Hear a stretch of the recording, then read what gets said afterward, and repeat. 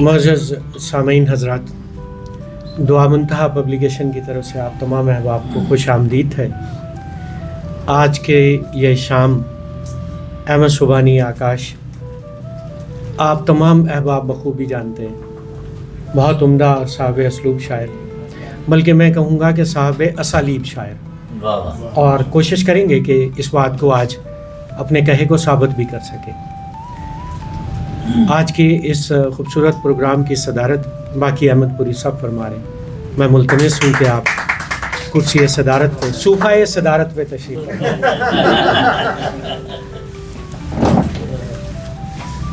آج کے اس خوبصورت پروگرام میں خالد سجاد صاحب، ہم آپ کے بہت دلی طور پر ممنون ہیں۔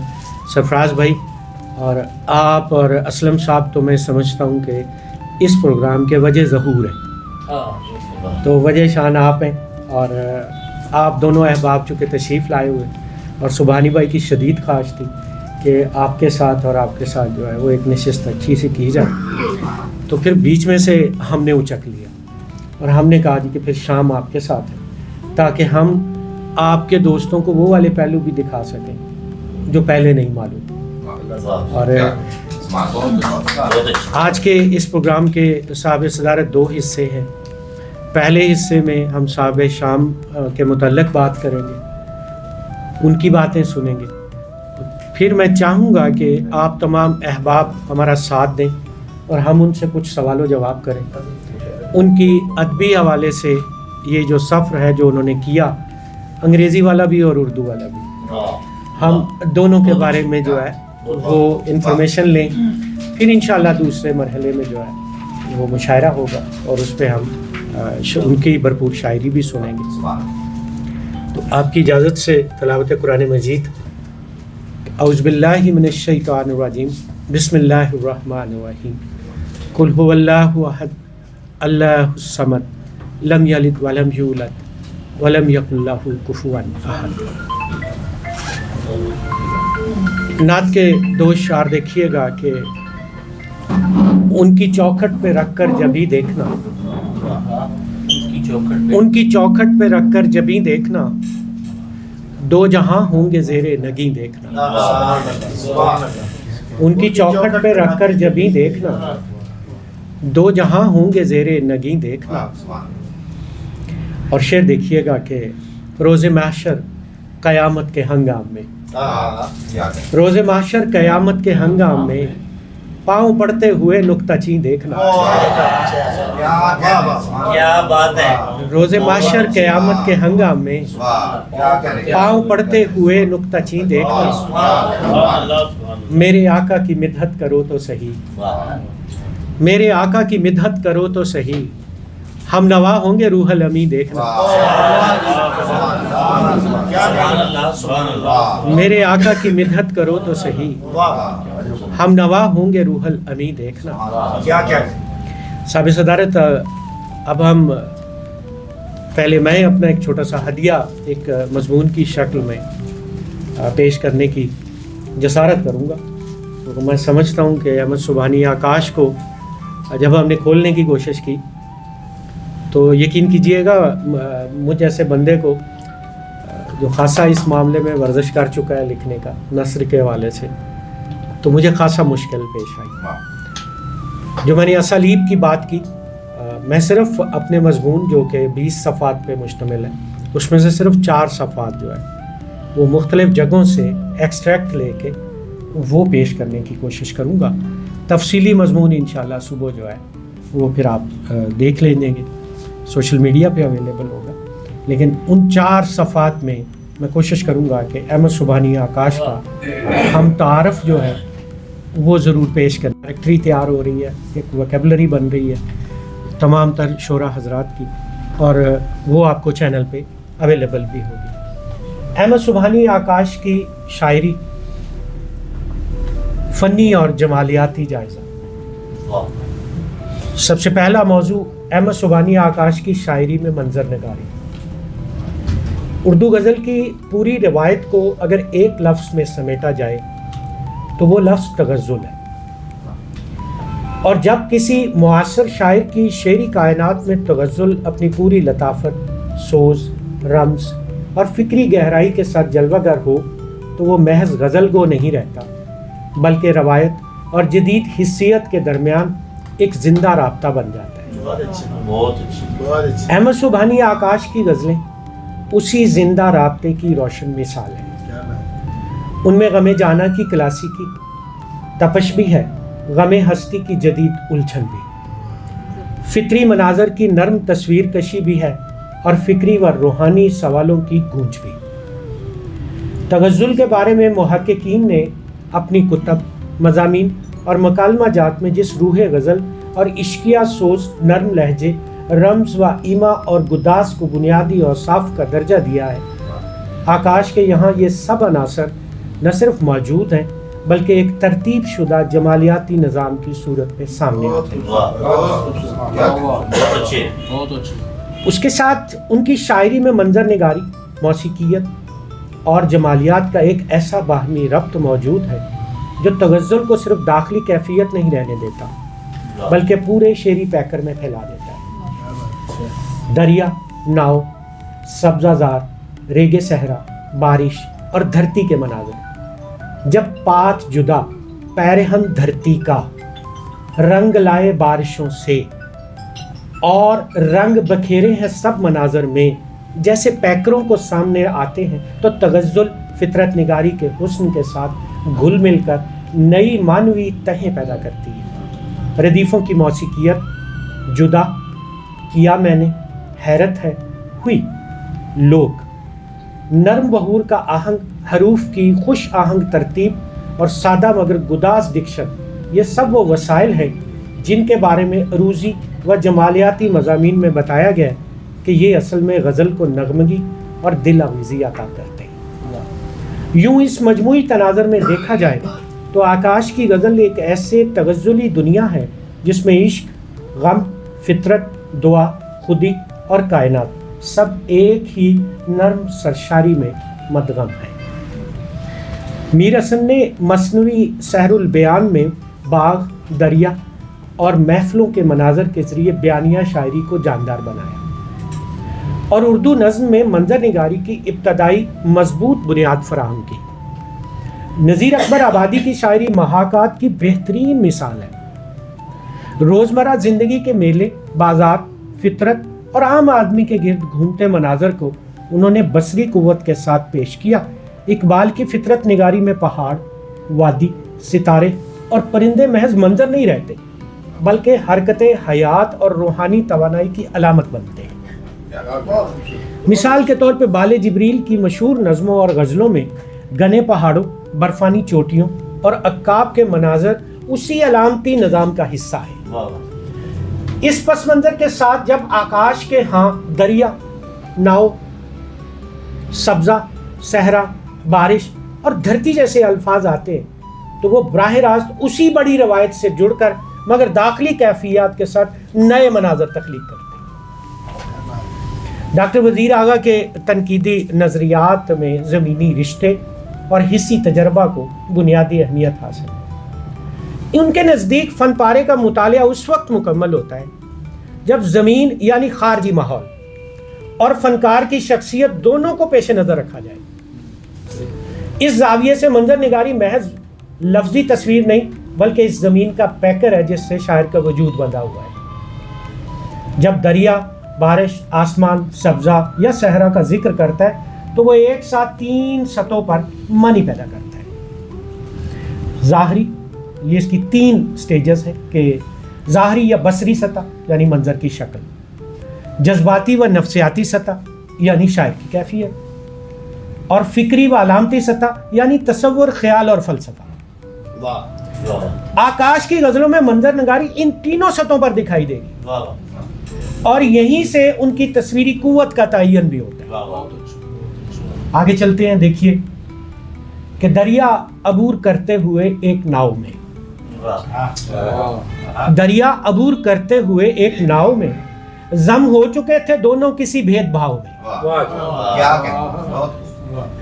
یہاں دریا کلاسیکی و رومانی شاعر میں زندگی، وقت اور لا انتہا سفر کی علامت کے طور پہ سامنے آیا ہے۔ جبکہ ناؤ انسانی وجود یا تعلق یعنی رشتہ عشق کا استعارہ ہے. بہت اچھا. عبور کرنا محض مکان کا قطع نہیں ہے بلکہ ایک روحانی نفسیاتی مرحلے کا گزرنا ہے. دونوں میں منظر نگاری اور استعاراتی تشکیل یکجا ہو جاتی ہے. دو وجود ناؤ میں بیٹھے بیٹھے فاصلہ کھو دیتے ہیں. عبور اور دریا کے اس منظر کو اگر نذیر اکبر آبادی کی فطری مناظر اور اقبال کے مسافر جیسے پیکروں کے ساتھ رکھیں تو یہ واضح ہو جاتا ہے کہ آکاش کے ہاں منظر خود حرکت کی علامت ہے. جلد جامد نہیں ہے. ڈاکٹر وزیر آغا جس فکری و جذباتی علامت کی بات کرتے ہیں یہاں دریا اور ناؤ اسی تصور کی مجسم صورت ہے. دریا خارجی زمین، ناؤ باطنی رشتہ اور ضم ہونا داخلی یکجائی کی کیفیت ہے. فنی طور پر یہ منظر حرکی منظر نگاری کی مثال ہے جہاں فعل عبور کرنا یا ضم کرنا یا ضم ہو جانا خود تصویر کی حرکت کو جاندار بناتے ہیں. اب اس کا جو تفصیل ہے، باقی چونکہ کافی لمبا یہ مضمون منظر نگاری کا، وہ جیسے میں نے عرض کی کہ آپ کو سوشل میڈیا پہ اویلیبل ہو جائے گا. اب ذرا دیکھتے ہیں احمد سبحانی آکاش کی شاعری میں موسیقیت کا اظہار. اردو شاعری میں موسیقیت سے مراد وہ آہنگ، ردم اور صوتی ہم آہنگی ہے جو بحر، وزن، تختی، قافیہ، ردیف، تکرار، حرفی تناسب اور اندرونی صوتیات سے پیدا ہوتی ہے. کیا بات ہے. علم عروض کو اردو شاعری کے آہنگ کو جانچنے کا ترازو قرار دیا گیا ہے. عروض وہ علم ہے جس سے شعر کے وزن اور اس کے موضوع یا ناموضوع ہونے کا علم ہوتا ہے.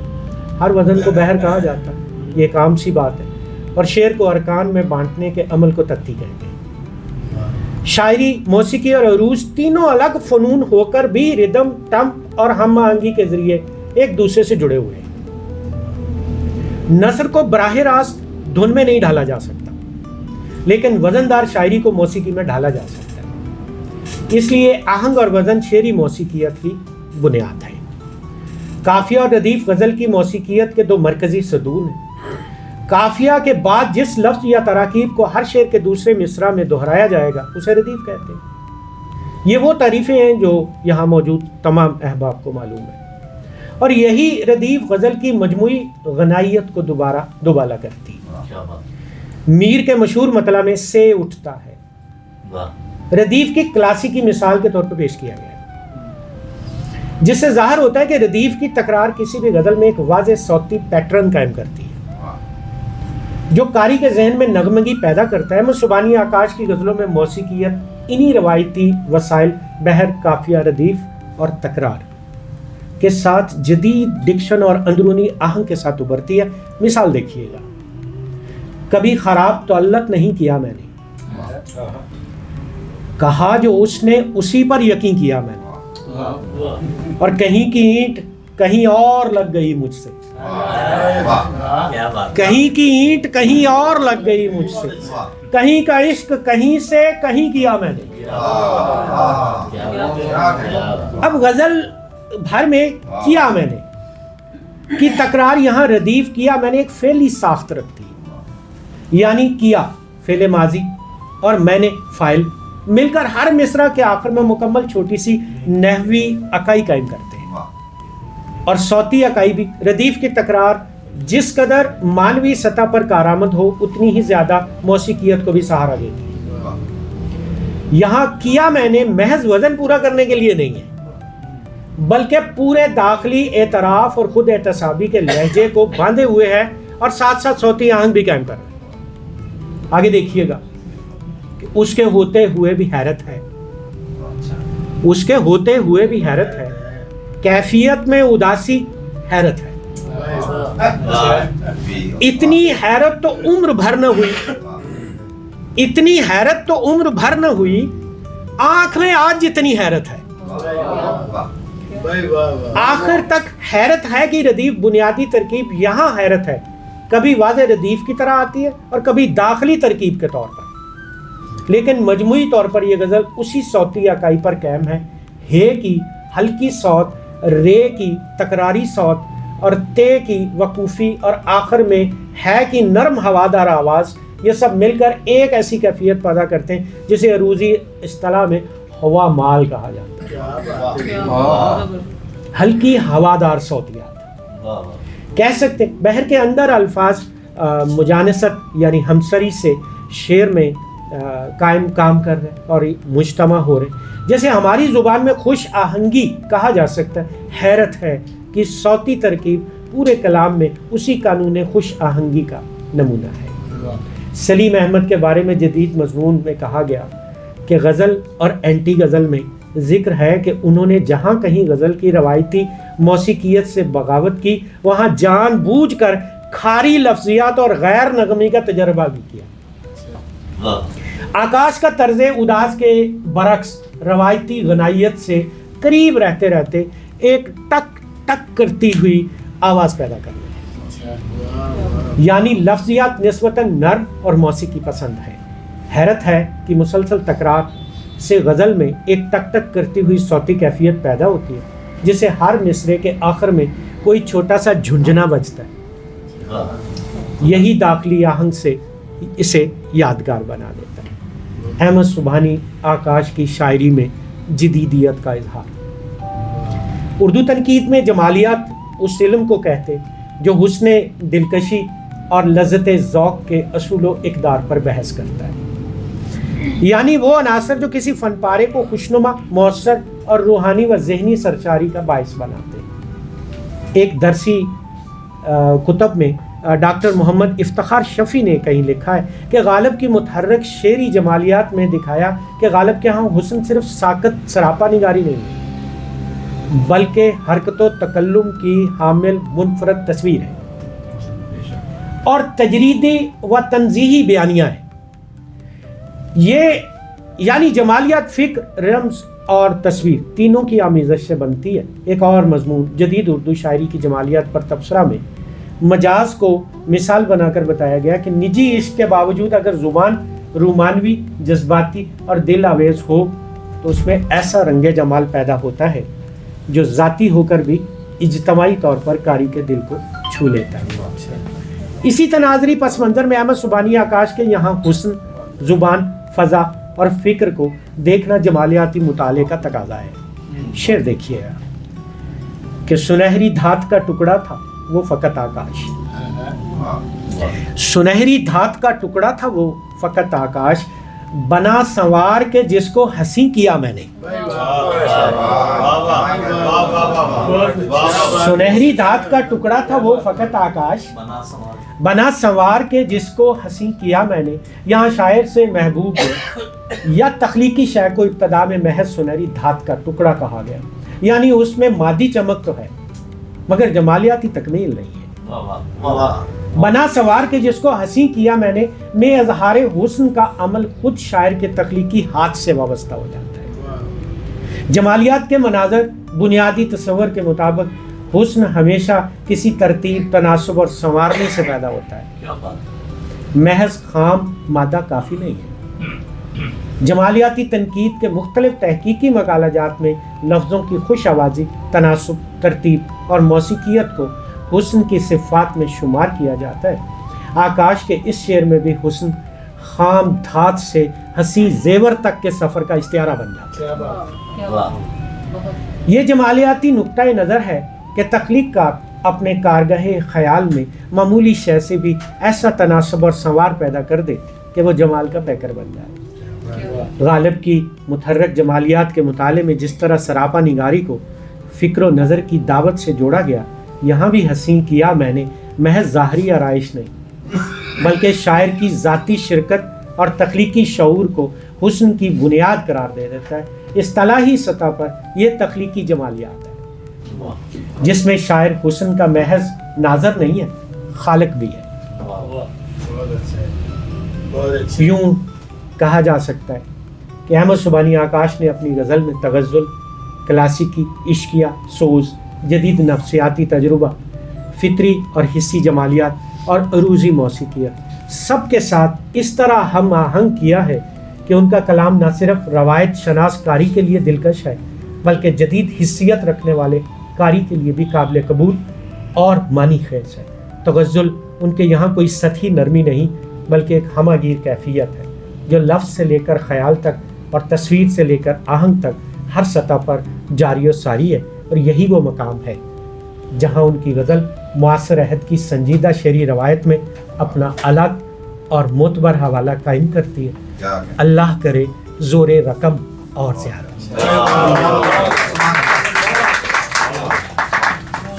بہت شکریہ، بہت شکریہ. اور یہ انشاءاللہ اس کا جو تفصیلی مضمون ہے وہ آپ کو قرأت کے لیے ایک آدھ دن میں مل جائے گا. اور اب ہم صاحب شام محترم جناب احمد سبحانی آکاش صاحب سے ملتمس ہیں کہ آپ تختہ مشق بننے کے لیے تشریف لائیے. احمد سبحانی آکاش آئیے. اور احمد سبحانی آکاش صاحب پہلے گفتگو فرمائیں گے، اس کے بعد پھر آپ جتنے بھی اصحاب یہاں موجود ہیں آپ تک مائک پہنچے گا اور آپ سوال کیجئے گا، یہ ان سوالوں کے جواب دیں گے. اپنی شاعری یہ دوسرے حصے میں سنائیں گے. تو میری درخواست ہے احمد سبحانی آکاش صاحب سے کہ آپ گفتگو فرمائیے. پک کرے گا. نامدہ و نصلی علی رسول الکریم. فاما بعد اعوذ باللہ من الشیطان الرجیم. بسم اللہ الرحمن الرحیم. سب سے پہلے تو لاکھ لاکھ شکر ہے اس رب کریم کا جس نے کائنات کو حسن بخشا، جس نے ذرے ذرے میں جہان پیدا کیے ہوئے ہیں، جو لہروں کا شمار جانتا ہے، جو سانسوں کی تعداد جانتا ہے. اللہ کریم نے کائنات کو حسین ترین بنا کے انسان کو ایسنل تکوین بنایا کہ اس کی سیر کرے اور اس میں اس کے حسن اور اس کے رازوں کو تلاشے. اس کے بعد ڈاکٹر دانش عزیز صاحب کا نہایت شکر گزار ہوں. انہوں نے عزت افزائی فرمائی اور اتنا بہترین مضمون اور اتنے پیارے پیارے لوگ، یعنی کہ ہر آدمی صدارت کرنے والا شاعر ہے جن کو میرے لیے زحمت انہوں نے فرمائی، اور سب کا میں شکر گزار ہوں، ممنون ہوں. شاعری کے حوالے سے باقی صاحب میرے سارے سفر کے گواہ ہیں. ایک آپ کو واقعہ سناتے ہوئے کافی عرصہ پہلے، کچھ تقریباً 15-18 سال پہلے ادبی پاک ٹی ہاؤس میں باقی صاحب کو میں نے کہا باقی صاحب اب مجھے نا شعر کی کچھ سمجھ آنی شروع ہو گئی ہے. تو باقی صاحب نے کہا یار ہمیں تو اب بھی نہیں آئی، تمہیں آنی شروع ہو گئی ہے. اس دن کے بعد آج کا دن ہے. میں آج بھی کہتا ہوں کہ مجھے باقی شعر کی سمجھ نہیں ہے. باقی صاحب غزل کے دولہ ہیں اور غزل ان جیسی شاید ہی کسی نے کہی ہے. ایسے خوبصورت شاعر ہیں. اور الحمدللہ خالد شریف صاحب سے پہلے میرے استاد ہیں، اس کے بعد منیر سیفی صاحب سے 7 سال میرا ربط رہا، اور حقیقتاً جو شاعری میں نے سیکھی ہے وہ منیر سیفی صاحب سے سیکھی ہے. ایسے کمال کے شاعر اور ایسا مضمون باندھنے والے. اللہ جانتا ہے ہم لوگوں کی اس طرح قدر نہیں کرتے جو ان کا حق ہوتا ہے. مرنے کے بعد یاد کر لیتے ہیں. ایسے زندہ شعر چھوڑ کے جان. منیر صاحب کا ایک شعر آپ کے گوش گزار کرتا ہوں. میں کہاں ہوں مجھے پتہ تو چلے، میں کہاں ہوں مجھے پتہ تو چلے، میری آنکھوں سے کائنات گزار. میں کہاں ہوں مجھے پتہ تو چلے، میری آنکھوں سے کائنات گزار. اور ایک ان کا شعر ہے، میں بعض اوقات میں نشے میں نہیں بھی ہوتا، بعض اوقات میں نشے میں نہیں بھی ہوتا، میری ہر بات میری بات نہ سمجھی جائے. ایسے نابغہ روزگار لوگ الحمدللہ.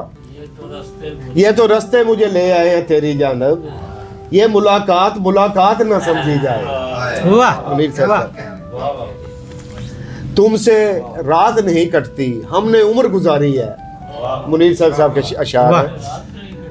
الحمدللہ مجھے فخر ہے کہ مجھے ان کی جوتیاں سیدھی کرنے کا شرف حاصل ہوا ہے، اور ایسے لوگوں کے ساتھ تعلق رہا ہے جنہوں نے مجھے بنایا، سنوارا اور سکھایا کہ شعر ہے کیا. شعر کیوں کہا جانا چاہیے؟ شعر کے حوالے سے میرا ایک اور اپنا ذاتی نظریہ ہے کہ جس مالک نے آپ کو یہ فن، یہ ہنر عطا کیا ہے، آپ اس کو اس کے لیے کتنا استعمال کر رہے ہیں۔ سبحان اللہ۔ شعر صرف یہ تو نہیں کہ آپ نے محبوب کا ذکر کیا، جدائی کا، میں مر گیا اور وہ لٹ گیا۔ شعر کا مقصد ہے جس مالک نے آپ کو یہ ہنر عطا کیا ہے اس کی خاطر آپ اس کو کتنا استعمال کر رہے ہیں۔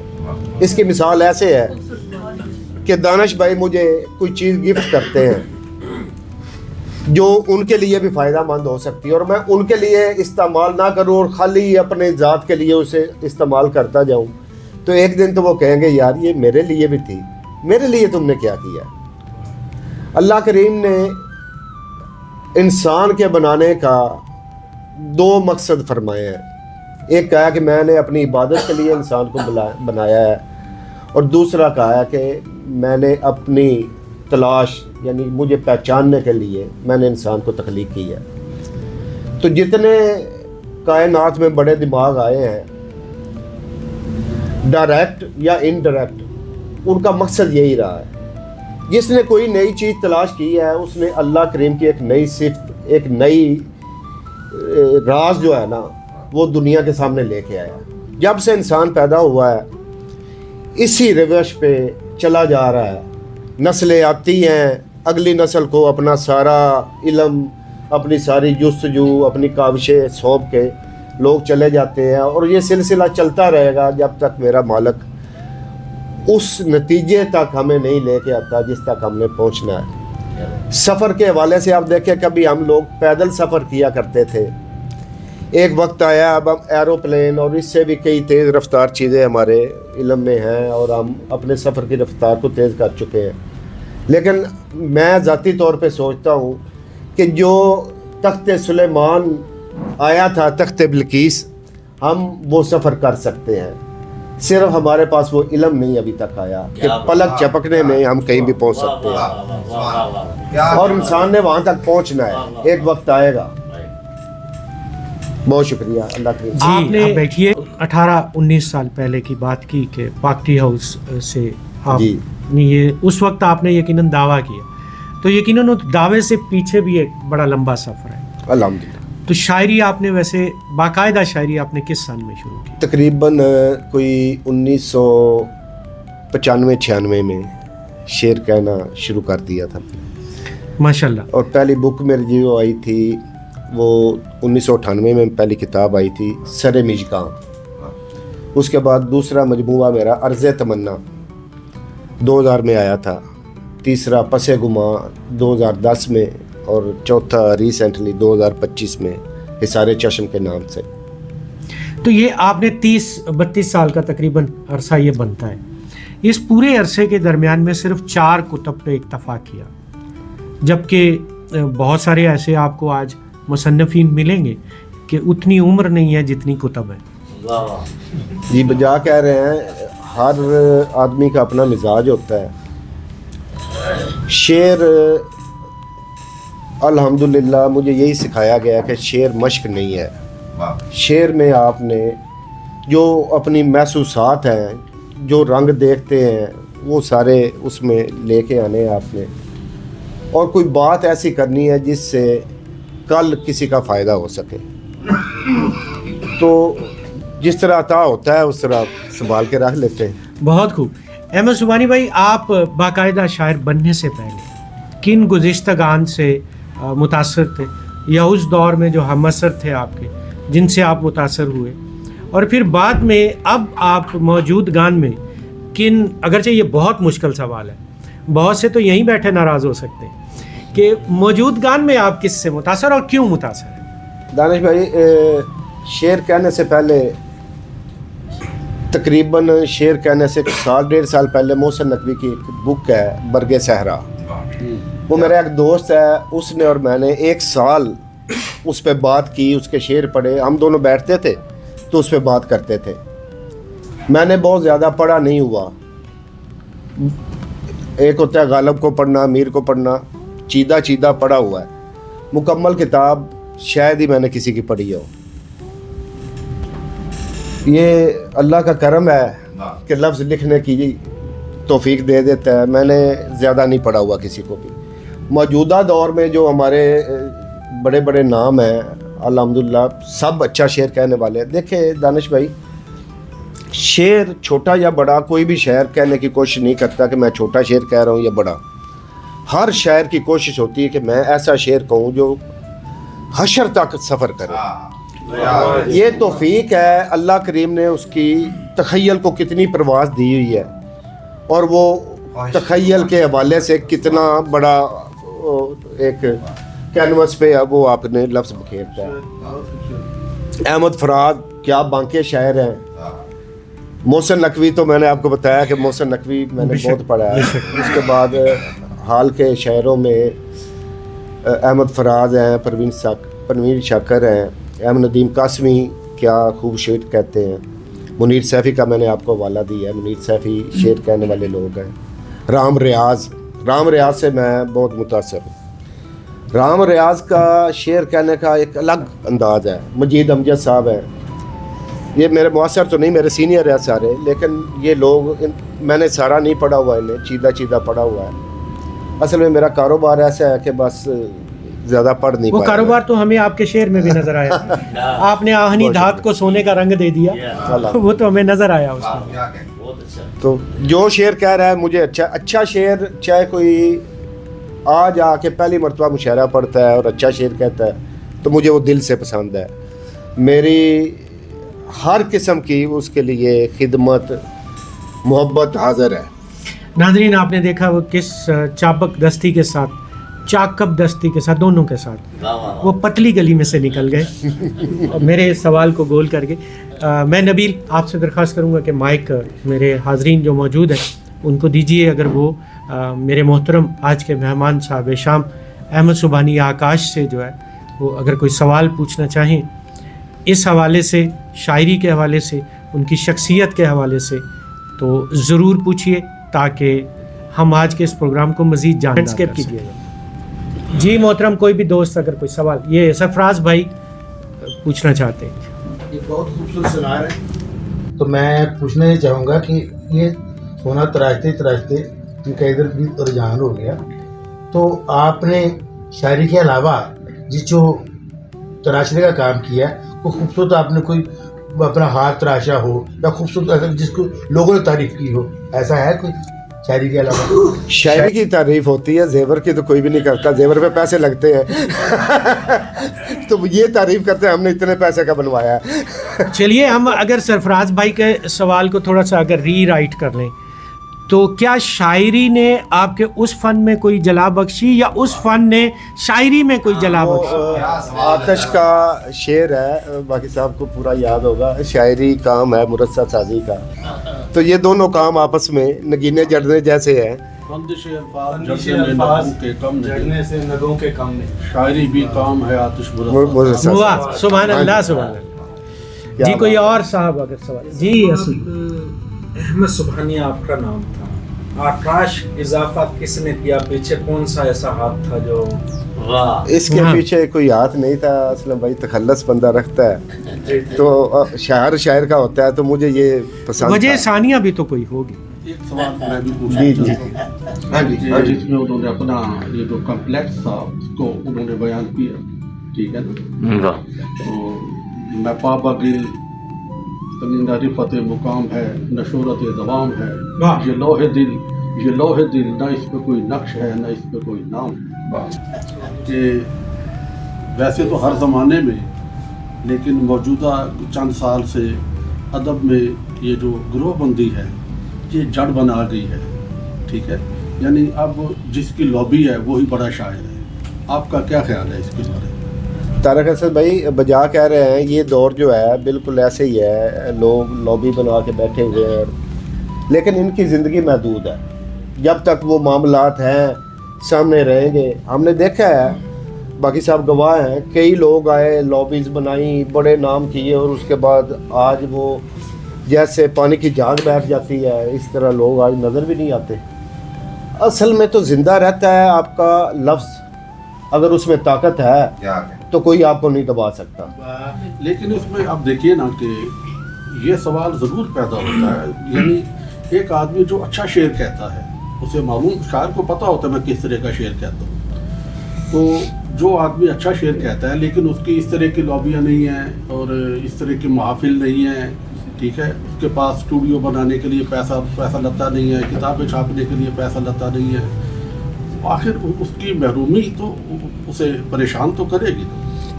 بجا کہہ رہے ہیں آپ، وہ اصل میں اس کی اگر وہ سوچتا ہے کہ میں محروم ہوں تو میرے خیال میں اسے نہیں سوچنا چاہیے، کیونکہ جس مالک نے اسے وہ چیزیں عطا کی ہیں نا، اگر وہ اس کے لیے کام کر رہا ہے تو وہ کبھی اس کو مرنے نہیں دے گا. یہ میرا اپنا ذاتی نظریہ ہے.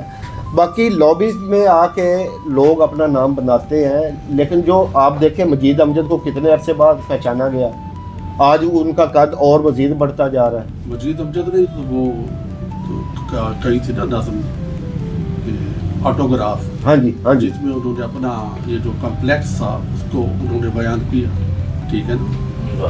تو میں پابا گل تنندہ رفت مقام ہے، نشورت دوام ہے، یہ لوح دل نہ اس پہ کوئی نقش ہے نہ اس پہ کوئی نام ہے. چلیے وہ بات کو آگے بڑھا. شاعری مختلف کیفیات کے بیس کرتے ہیں، تو خصوصاً آپ داخلی کیفیات پہ اہمیت دیتے ہیں یا خارجی؟